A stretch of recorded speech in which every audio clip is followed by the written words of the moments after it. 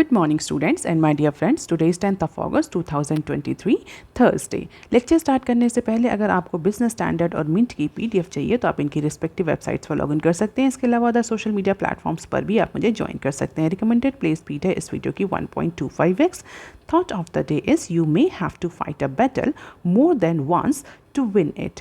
और आज के मिंट पेपर की अप्रॉक्सीमेटली 7 इंपॉर्टेंट न्यूज़ हेडलाइंस हैं, बिजनेस स्टैंडर्ड की 12 इंपॉर्टेंट न्यूज़ हेडलाइंस हैं और आज के डिस्कशन में हम 11 न्यूज़ आर्टिकल्स कवर करेंगे। जल्दी से स्टार्ट करते हैं। आज का पहला आर्टिकल जो कि मिंट के पेज नंबर 1 पर दिया हुआ है, stuck Russian funds lands in India's T bill. तो recently as per the treasury executive अगर हम देखें तो रशियन फंड अप्रॉक्सीमेटली 10 से 12 बिलियन डॉलर का जो रशियन फंड्स है वो इंडियन गवर्नमेंट के ट्रेजरी बिल में इन्वेस्ट होता हुआ दिख रहा है एज ऑफ मार्च 31, 2023। तो मार्च 31 तक अप्रॉक्सीमेटली 10 से 12 बिलियन का जो रशियन फंड है वो इंडियन गवर्नमेंट के ट्रेजरी बिल में उसका इन्वेस्टमेंट होता हुआ दिख रहा है। तो जो स्टक रशियन फंड है वो सडनली इंडिया के टी बिल में इन्वेस्ट किया जा रहा है as a surge in trade deficit led to higher surplus in vostro accounts. क्योंकि सडनली इंडिया और रशिया के बीच में जो ट्रेड डेफिसिट है वो इंक्रीज हुआ है जिसकी वजह से जो वॉस्ट्रो अकाउंट्स है उसमें हाई सरप्लस की सिचुएशन देखने को मिल रहा है। And because of that now exporters are investing that amount into India's T bill as per the treasury executive. और हम देखें कि इतना डेफिसिट है इंडिया और रशिया के बीच में, तो अप्रॉक्सीमेटली $43 बिलियन का ट्रेड डेफिसिट देखने को मिल रहा है इंडिया का with Russia. And exporter from the countries are left with huge surplus in their vostro accounts in India and that is why they are using that money to invest into India's T-bill। और अगर Reserve Bank of India के rules की बात करें तो according to RBI norms excess balance can be invested in payments for project investment government T bills and government securities. तो RBI का norm है इस एक्सेस बैलेंस को लेकर के, उसी पर्टिकुलर नॉर्म को यूज़ करते हुए जो रशियन एक्सपोर्टर्स हैं they are using their surplus money that has been rested into vostro accounts under the new rupee trade settlement mechanism. अगर आपको पता होगा इंडिया और रशिया ने रुपी ट्रेड लोकल करेंसी में ट्रेड सेटलमेंट मैकेनिज्म साइन किया था जहाँ पर दोनों ही कंट्रीज इस बात को लेकर के एग्री हुए थे कि लोकल करेंसीज में रुपी और रबल में जो है वो ट्रेड किया जाएगा इंस्टेड ऑफ डॉलर। और उसी के तहत स्पेशल वॉस्ट्रो अकाउंट्स खोले गए थे। हालांकि जिस तरीके से रशिया ने इंडिया को चीप क्रूड ऑयल ऑफर किया है उसकी वजह से ट्रेड डेफिसिट इंडिया के केस में ज़्यादा देखने को मिल रहा है और इसी वजह से जो रशियन एक्सपोर्टर्स हैं उनका एक्सेस अमाउंट, उनका surplus amount in vostro accounts में पड़ा हुआ है and that is why they are using this amount to invest into different projects, investment, government treasury bills and government securities. हालांकि exact investment कितना है इसको लेकर के अभी डेटा अवेलेबल नहीं है, पर 10 से 12 बिलियन डॉलर का जो इन्वेस्टमेंट है वो एंटिसिपेट किया जा रहा है बाय इंडस्ट्री एग्जीक्यूटिव्स। अब क्वेश्चन ये होता है why treasury bill suddenly T bills में इतना इन्वेस्टमेंट क्यों इंक्रीज हो रहा है। तो देखिए T bills are short term debt instrument जो कि गवर्नमेंट इशू करती है। एक तो ये शॉर्ट टर्म के होते हैं, बहुत ज़्यादा लॉन्ग टर्म के इनका नेचर नहीं होता है। दूसरा गवर्नमेंट इसको इशू करती है तो गवर्नमेंट का जो अश्योरेंस है, गवर्नमेंट की जो गारंटी है वो भी इन बिल्स पर होती है। And because of these two advantages the Indian Russian exporters are actually using their surplus vostro account money for these T bills. In July last year, Reserve Bank of India announced a mechanism allowing the local trader to settle import and export in rupee, जिसको हम रूपी trade settlement mechanism के नाम से भी जानते हैं। And under this mechanism, Indian importers can make payment in rupee that will be credited to Vostro accounts of the correspondent bank of partner country. Similarly, Indian exporters will be paid the proceeds in rupee from the balance in Vostro account. तो एक Vostro एक special Vostro account set किया गया था ऐसे Indian rupee trade settlement mechanism की वजह से और इसी में पैसे जमा करके इंडियन रुपी या इंडियन करेंसी जमा करके या विड्रॉल करके कई तरीके से ट्रेड को सेटल किया जा सकता था। उसी वजह से सरप्लस का अमाउंट ज़्यादा है क्योंकि ट्रेड जो है वो हम ज़्यादा कर रहे हैं रशिया के साथ। क्यों ट्रेड इंक्रीज़ हुआ है? रशिया हमें चीप रशियन ऑयल ऑफर कर रहा है, यूरल ऑफर कर रहा है, जिसकी वजह से हमारा ट्रेड डेफिसिट बढ़ रहा है। ट्रेड डेफिसिट है तो इन वॉस्ट्रो अकाउंट्स में सरप्लस की सिचुएशन है और आरबीआई के नॉर्म्स के अकॉर्डिंग सरप्लस को they are using for investing into project, investment, T bills and other government securities. So this is the aggregate import in financial year 23 that has been jumped almost 5 times from the previous year. और reason simply cheaper crude oil that has been offered by Russia। तो हम देख सकते हैं crude import from Russia suddenly कितना increase हुआ है। आप देखेंगे तो एक्सपोनेंशियल इंक्रीज हमें देखने को मिल रहा है और टोटल ट्रेड विद रशिया अगर हम देखें तो 2017 से लेकर के 2023 तक का डेटा दिया हुआ है। You can just have the glimpse of it और हम देख सकते हैं 2022 और 23 में हमें सिग्निफिकेंट इंक्रीज देखने को मिल रहा है just simply because of cheap Russian oil. अब देख लेते हैं article number 2 that is given on page number 1 of Mint paper.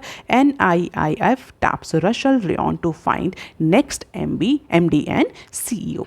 तो NIIF stands for national investment and infrastructure fund limited. तो आप मुझे बताएंगे what is the basic mandate of this NIIF fund और NIIF that is called as national investment and infrastructure fund.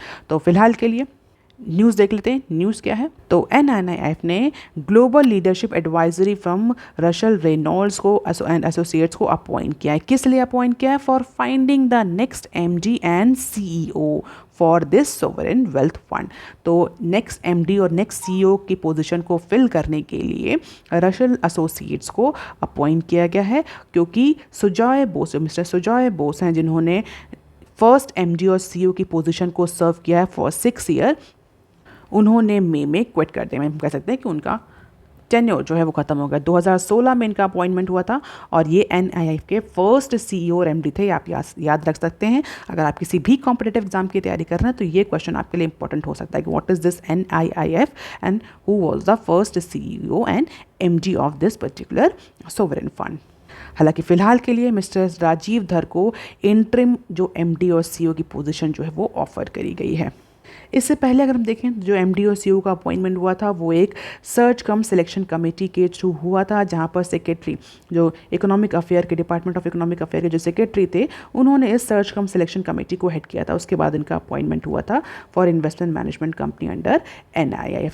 हालांकि फ़िलहाल के लिए NIIF और फाइनेंस मिनिस्ट्री के साइड से कोई भी ऑफिशियल रिस्पॉन्ड या ऑफिशियल स्टेटमेंट नहीं आया है इस पर्टिकुलर इन्फॉर्मेशन को लेकर के। अब देख लेते हैं बिजनेस स्टैंडर्ड के आर्टिकल। बिजनेस स्टैंडर्ड का पहला आर्टिकल जो कि पेज नंबर 4 पर दिया हुआ है। पेज नंबर 1 पर दिए हुए आर्टिकल्स को हम शॉर्ट न्यूज़ सेक्शन में कवर करेंगे। तो देख लेते हैं पहला आर्टिकल क्या है। Government offers more grain to battle food inflation. Food inflation को लेकर के स्पेशली फ्रूट्स एंड वेजिटेबल्स और राइस के केस में जिस तरीके से गवर्नमेंट मेजर ले रही है और जिस तरीके से इन्फ्लेशन बढ़ रही है ये RBI के लिए बहुत ज़्यादा चैलेंजिंग है और इसीलिए गवर्नमेंट कई सारे मल्टीपल मेजर्स ले रही है इन्फ्लेशन को कंट्रोल करने के लिए, जिससे कि आगे आने वाले टाइम में जो इकोनॉमिक ग्रोथ है वो सस्टेनेबल मैनर में रहे। तो न्यूज़ क्या है ये देख लेते हैं। तो ग्रेन के प्राइस को चेक करने के लिए, ग्रेन के प्राइस को कंट्रोल करने के लिए, जो कि पिछले कुछ टाइम से कंटिन्यूसली इंक्रीज़ हो रहा है, जबकि गवर्नमेंट ने कई सारे मेजर्स भी लिए थे, तो फाइनली वेडनेसडे को सेंट्रल गवर्नमेंट ने डिसाइड किया कि एडिशनल 5 मिलियन टन वीट और 2.5 मिलियन टन ऑफ राइस जो है वो ऑफलोड करेगी सेंट्रल गवर्नमेंट ओपन मार्केट में। इससे क्या होगा? इससे सडनली राइस और वीट की जो है वो सप्लाई इंक्रीज होगी ओपन मार्केट में। सप्लाई इंक्रीज होगी तो क्या होगा? प्राइस डिक्रीज होंगे। इकोनॉमिक का बेसिक कंसेप्ट कि जिस पर्टिकुलर कमोडिटी की सप्लाई ज़्यादा होती है उसके प्राइस जो है वो अल्टीमेटली डाउन होते हैं और जिसकी डिमांड ज़्यादा होती है, सप्लाई कम होती है, उसके प्राइस हाई होते हैं। वेरी सिंपल फंडा। तो इसी पर्टिकुलर कंसेप्ट को यूज़ करते हुए गवर्नमेंट ने अनाउंस किया कि 5 MT वीट और 2.5 MT राइस को ओपन मार्केट में ऑफलोड करेगी। और ऐसा नहीं है कि गवर्नमेंट ये पहली बार कर रही है। अगर हम डेटा देखें तो first open market sale scheme, जिसको हम OMSS के नाम से भी जानते हैं, स्टार्ट हुई थी जून में, जहां पर गवर्नमेंट ने approximately 1.5 million of tons wheat and around 0.82 million tons जो थे वो परचेज किए थे बायर से। In case of rice it is even was just 0.38% of offered 0.5 MT has been bought. हालांकि पहले मेजर्स इतने इंटेंसिव नहीं थे जिसकी वजह से इन्फ्लेशन बहुत ज़्यादा फ्लक्चुएट नहीं हुई। अब गवर्नमेंट इन्फ्लेशन को टैम करने के लिए गवर्नमेंट एक तो ऑफलोडिंग करने जा रही है एडिशनल वीट और राइस की। इसके अलावा अगर हम रिजर्व राइस की बात करें तो reserve price of rice has also been reduced by government from 2000 और बाई 2000 रुपी।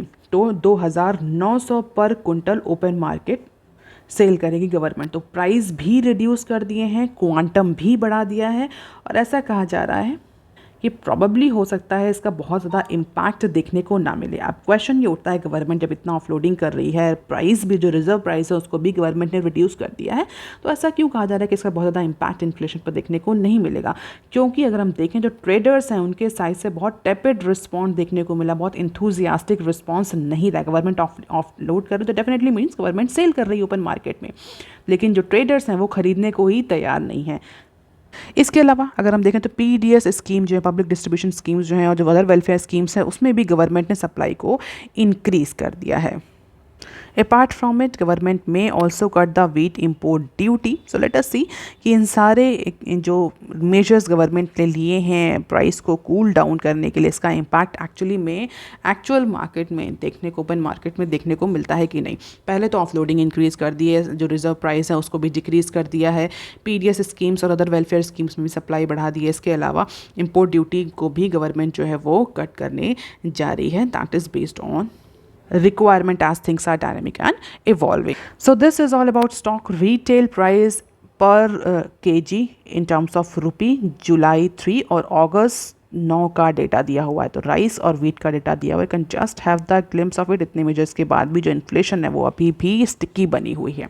और अगर जुलाई इन्फ्लेशन को देखें तो उसके साथ इन्फ्लेशन को लेकर के एक और इन्फॉर्मेशन भी दी हुई है, उसको हम डिस्कस कर लेते हैं। जुलाई इन्फ्लेशन में have breach RBI 6% upper tolerance limit economist. तो रिटेल इन्फ्लेशन जो जुलाई के महीने में है वो 6.4% तक हो सकती है because of surging food prices.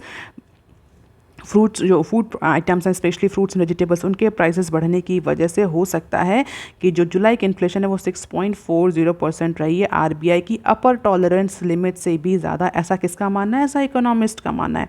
What is RBI tolerance limit? 2 to 6%। और इस बार से एंटिसिपेट किया जा रहा है कि फूड प्राइसेस जो कि हाफ कॉन्स्टिट्यूट करते हैं इन्फ्लेशन बास्केट का, 50% कॉन्स्टिट्यूट करते हैं इन्फ्लेशन बास्केट का, और जिस तरह से उसमें प्राइस इंक्रीज देखने को मिला उसका सीधा सीधा इम्पैक्ट हमें जुलाई की इन्फ्लेशन पर देखने को मिलेगा। जुलाई की रिटेल इन्फ्लेशन सीपीआई इन्फ्लेशन पर देखने को मिलेगा। 6.4% के आसपास जुलाई की सीपीआई रह सकती है, ऐसा मानना है इकोनॉमिस्ट का। अब देख लेते हैं article number 5 that is given on page number 4 of business standard. Swatantra and Chaitanya deal not a sign of M&A wave in MFI space. What is this M&A? M&A stands for merger and acquisition.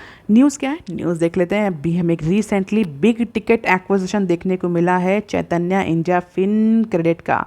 Bye whom? By Ananya Birla control Swatantra micro finance. तो Swatantra micro finance जो है वो Chaitanya India finance credit को acquire करने जा रही है, और ये बिग टिकट एक्विजिशन कहा जा रहा है, एक बिग अमाउंट का ट्रांजैक्शन कहा जा रहा है। When non banking finance company NBFC working as MFI have increase their market share overtaking banks. हालांकि कई सारे जो एमएफआई इंडस्ट्री के एग्जीक्यूटिव्स हैं, बैंकर्स हैं, वो बोल रहे हैं कि अभी रिसेंट ये जो इवेंट है ये मर्जर एंड एक्विजिशन की वेव को कॉन्स्टिट्यूट करेगा एमएफआई सेक्टर में, माइक्रो फाइनेंस सेक्टर में, माइक्रो फाइनेंस स्पेस में। हालांकि कई सारे जो एमएफआई एग्जीक्यूटिव और बैंकर्स हैं उनका कहना है कि this deal is not a precursor to consolidation wave as the growth opportunity are abundant in MFI sector। ऐसा नहीं है कि MFI सेक्टर या NBFC में ग्रोथ अपॉर्चुनिटीज़ नहीं है तो ये मर्जर की वेव कॉन्स्टिट्यूट करेगा, ऐसा कुछ नहीं है। भले ही बहुत बिग टिकट एक्विजिशन है लेकिन आगे आने वाले टाइम में ऐसे मर्जर हमें कम ही देखने को मिलेंगे। एंड दिस एक्विजिशन दो significant transaction is not a indicator of merger and acquisition becoming a norm in MFI sector. MFI stands for micro finance institution. और फिलहाल के लिए हम देखें तो संजय बंसल लेड जो नवी ग्रुप है उसने चैतन्य बिजनेस को इसलिए सेल किया ताकि वो बैंकिंग और फाइनेंशियल सर्विसेज में ज़्यादा फोकस कर सके और प्योरली उस लार्ज बिजनेस को परस्यू कर सके। तो सिंपली अपनी जियोग्राफिकल टेरिटरी को एक्सटेंड करने के लिए ज़्यादा मर्जर एक्विजिशन किया गया instant of this trend. And according to micro finance institution network MFI and data, last financial year saw NBFC and MFI overtaking banks in market share in microfinance loan। और अगर हम data की बात करें तो 2023 financial year 2023 के according recently हमें NBFC और एमएफआई का मर्जर बहुत ज़्यादा देखने को मिला, और ये मर्जर इतना ज़्यादा इंक्रीज़ हुआ है जैसे कि जो बैंक्स का शेयर है वो कम हो गया है। इन कंबाइंड जो एनबीएफसी और एमएफआईज हैं उनका जो शेयर है वो इंक्रीज़ हो गया है इन माइक्रो फाइनेंस लोन सेक्टर। और अगर हम देखें तो this is the infographics of graph in terms of market share percentage. तो एनबीएफसी एमएफआईज का मर्जर, बैंक्स का, स्मॉल फाइनेंस बैंक का और अदर्स का, तो इन आपका कितना कितना मार्केट शेयर है माइक्रो फाइनेंस लोन में। तो हम देख सकते हैं कि जो मर्जर हो रहा है एनबीएफसी और माइक्रो फाइनेंस इंस्टीट्यूशन का, इसकी वजह से हमें ये शेयर में जो ऑरेंज बार है इसमें इंक्रीज देखने को मिल रहा है, जबकि बैंक्स का जो शेयर है, जो अदर स्मॉल फाइनेंस बैंक्स हैं, उनका शेयर इतना ज़्यादा इंक्रीज नहीं हो रहा है, हम कहते हैं कि डिक्रीज होता हुआ दिख रहा है बिकॉज ऑफ दीज मर्जर। और इसी को लेकर के, इसी डेटा को लेकर के कई सारे इंडस्ट्री एक्सपर्ट ये कह रहे थे कि हमें ये जो एनबीएफसी और एमएफआई है, इनके मर्जर का ट्रेंड अब हमें आगे देखने को मिलेगा, क्योंकि जो दो बड़े एक्विजिशंस हो रहे हैं, दो बड़ी कंपनीज मिल रही हैं, इसका इंपैक्ट सेक्टर पर सिग्निफिकेंटली पड़ेगा। आप देख लेते हैं short news articles from business standard. Air India on runway for ₹3,000 crore jet loan. तो Tata group backed air India in talks with commercial banks for around 3K crore loan. तो Tata group back जो air India है वो कई सारे lender से, banker से negotiate कर रही। किस लिए नेगोशिएट कर रही, किससे डिस्कशन कर रही? 3,000 करोड़ का लोन चाहिए, which airline needs to make down payments under sale and lease back agreement with lessors as per the people aware about this matter. और आपको पता भी होगा कि रिसेंटली एयर इंडिया ने बड़े बड़े ऑर्डर्स भी बुक किए थे बोइंग्स और एयरबस के साथ में। तो फिलहाल के लिए अपने बिजनेस को रन करने के लिए एयर इंडिया जो है वो बैंक से 3,000 करोड़ का लोन सीख करे। लेट अस सी कि ये लोन एक्चुअली सैंक्शन होता है कि नहीं। और इसी के साथ टाटा की जो एविएशन कंपनीज हैं, उनके प्रॉफिट और लॉस अकाउंट की बात करी गई। उसी ये न्यूज़ जो है पेज नंबर 2 पर दी हुई है, उसको हम यहीं साथ में ही डिस्कस करेंगे। न्यूज़ क्या है देख लेते हैं। Airlines are cash guzzler for Tata sons with ₹50K crore loss. तो टाटा ग्रुप की जो एविएशन कंपनीज हैं कौन कौन सी? Air India, Air Asia, Tata SIA Airlines that have reported a higher loss of 15,532 crores for the financial year 23। तो financial year 23 के लिए जो टाटा की जो एविएशन कंपनीज है उन्होंने ह्यूज लॉस, हम बोल सकते हैं रिकॉर्ड लॉस रजिस्टर किया है compare to last year. Last year ये लॉस कितना था? 13,767 करोड़ का लॉस था, जो कि इस बार इंक्रीज होकर के 15,532 करोड़ तक पहुंच गया। And the aviation business emerge as a biggest loss making entity और biggest loss making SBU for Tata sons this financial year. और आपको पता होगा 2022 में टाटा ग्रुप ने एयर इंडिया को एक्वायर किया था 2,700 करोड़ में in cash and assumed liability of 15,000 crore approximately. उसके बाद से प्रोबेबली टाटा का जो एविएशन बिजनेस है वो बहुत ज़्यादा टंबल कर रहा है। लेट अस सी कैसे इससे ओवरकम करते हैं। फिलहाल के लिए टाटा की जो एयर इंडिया की जो विंग है उसने 3,000 करोड़ के लोन के लिए बैंक्स में डिस्कशन स्टार्ट कर दिया। इस न्यूज़ को भी हमने यहीं पर कवर किया है। अब देख लेते हैं next clip. Incentives for private bus operators to take EV routes in work. So in order to increase the adoption of e-mobility, EV public mobility और green initiative in public mobility, the center is planning for another incentive scheme। Centre government जो है वो दूसरी और तरह की incentive scheme plan कर रही है, specially tailored for the purchase of e buses by private operators. जो अभी तक तो हम यहाँ स्टेट और सेंटर ऑपरेटर्स की बात कर रहे थे, या स्टेट और सेंटर जो अथॉरिटीज़ हैं, पब्लिक ट्रांसपोर्ट अथॉरिटीज़ हैं, उनकी बात कर रहे थे। अब यहाँ पर गवर्नमेंट जो है वो प्राइवेट जो कंपनीज़ हैं, जो बेसिकली प्राइवेट ऑपरेटर्स हैं, नॉट कंपनीज, प्राइवेट ऑपरेटर्स हैं जो कि ट्रांसपोर्टेशन में ऑपरेट कर रहे हैं, उनको इंसेंटिवाइज कर रही है। किस लिए इंसेंटिवाइज कर रही है? गवर्नमेंट का ये कहना है कि आप ई-बसेस यूज़ करिए डीजल बसेस के प्लेस में, और उसके लिए हम आपको इंसेंटिव्स देंगे। So currently buses belonging to only state transport undertakings are supported by this FAME scheme, FAME 2 scheme और अदर इंसेंटिव स्कीम्स में खाली स्टेट जो ओन्ड हैं, STUs हैं, उनको ही केवल ये इंसेंटिव्स प्रोवाइड किए जा रहे हैं। As private buses account for 90% of around 2 million buses playing on Indian roads. And that is why government wants to reduce the greenhouse emission by these private operators। तो अब इनको अट्रैक्ट करने के लिए गवर्नमेंट जो है वो इंसेंटिव स्कीम ला रही है, और इसके लिए डिस्कशन किया जा रहा है। नीति आयोग जो और अदर डिपार्टमेंट्स हैं उनके साथ डिस्कशन किया जा रहा है कि किस तरीके से जो प्राइवेट ऑपरेटर्स हैं उनको अट्रैक्ट किया जाए EV बसेस को, EV रूट्स को, ग्रीन इनिशिएटिव्स को अडॉप्ट करने के लिए, जिससे कि जो गवर्नमेंट का अल्टीमेट पर्पस है कि ग्रीन हाउस एमिशन को रिड्यूस किया जाए, इलेक्ट्रिफिकेशन किया जाए पब्लिक ट्रांसपोर्ट का, उसको प्रमोट किया जा सके।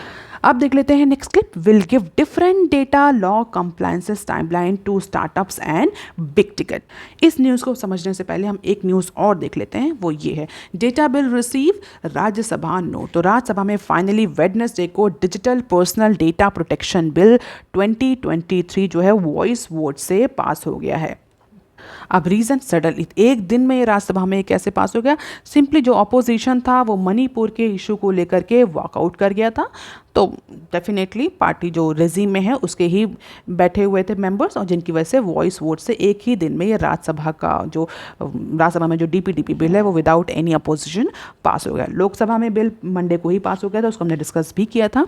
So finally, this bill has cleared the right to privacy as a fundamental right that has been depicted by Supreme Court 6 years ago. तो पहले तो न्यूज़ ये है कि डेटा बिल जो है वो राज्यसभा में पास हो गया है। अब दूसरा है, हमने पहले भी डिस्कस किया कि इस डीपीडीपी बिल में कई सारे क्लॉज हैं कंप्लायंसेस को लेकर के, डेटा प्राइवेसी को लेकर के, डेटा प्रोटेक्शन को लेकर के, और वॉयलेशन को लेकर के, और नॉन कंप्लायंसेस को लेकर के काफ़ी ह्यूज पेनाल्टीज़ और फाइन्स हैं। तो उसी को लेकर के mister Rajeev Chandrasekharan, union minister of state for electronic and IT, उनका इंटरव्यू है और उन्होंने बोला है कि डिफरेंट जो स्टार्टअप्स हैं, जो बड़ी बड़ी कंपनीज हैं, उनको डिफरेंट टाइमलाइंस दी जाएंगी डेटा लॉ को कंप्लाई करने के लिए। ऐसा नहीं कि हम सडनली ब्लैंकेट मैनर में विदाउट एनी अदर कंसिडरेशन हम सीधे डीपीडीपी बिल अप्लाई कर देंगे। स्टार्टअप्स को उतना ही टाइम दिया जाएगा जितना उनको ज़रूरी है, बड़ी कंपनी से जितना टाइम ज़रूरी है उतना टाइम, सफिशिएंट टाइम हर तरह की ऑर्गेनाइजेशंस को दिया जाएगा, जिससे कि वो डेटा लॉ को कंप्लाई कर पाए बेटर मैनर में। तो ये तो हो गई डीपीडीपी बिल की बात। अब देख लेते हैं next clip, GST official probe Hero Motor to over false expenses. तो जीएसटी ऑफिशियल जो हैं वो motorcycle maker Hero motor Corp को इन्वेस्टिगेट कर रहे हैं। किस लिए उनका इन्वेस्टिगेशन हो रहा है? जीएसटी अथॉरिटीज़ किस लिए हीरो मोटर कॉर्प को इन्वेस्टिगेट कर रहे हैं? Relationship with vendor suspected for reporting ₹90 crore false expenditure, तो फॉल्स रिसीट, फॉल्स एक्सपेंडिचर जो जनरेट करी गई है फॉर इनपुट टैक्स क्रेडिट, उससे रिलेटेड केस में जो जीएसटी ऑफिशियल्स हैं वो अब हीरो मोटर कॉर्प को इन्वेस्टिगेट कर रहे हैं as per the 2 people aware about this matter. तो based on alleged fake spending bye vendors salt experience, hero motor Corp receive a tax credit, और उसी को लेकर के अब इन्वेस्टिगेशन चल रहा है। 90,000 करोड़ का जो इनपुट टैक्स क्रेडिट है, फॉल्स क्रेडिट है ऐसा कहा जा रहा है, उसको लेकर के इन्वेस्टिगेशन है। लेट अस सी कि इन्वेस्टिगेशन कब कंटिन्यू, कब तक वाइंड अप होता है। So that is all for today students, please like share and subscribe. Thank you, have a nice day.